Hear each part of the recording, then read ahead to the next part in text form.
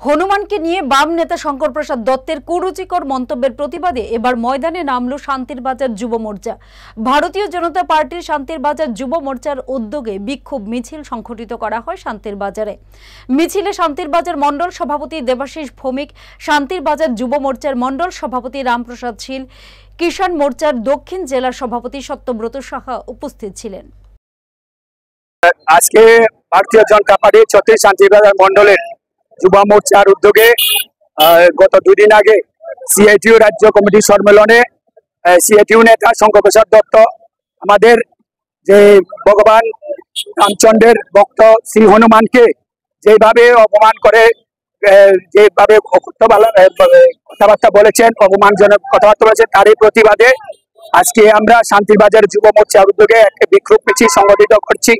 এবং আজকে এই মিছিল থেকে আমি শঙ্কর প্রসাদ দত্তকে তীব্র ভাষায় নিন্দা জানাই। ওনাকে বলবো এবং ওনাকে ত্রিপুরার বাসী এবং বিশেষ করে সিন্ধু যে সনাতন ধর্মাবলম্বী যারা এই ত্রিপুরা রাজ্যে যারা বসবাস করে তাদের কাছে ক্ষমা চাওয়ার জন্য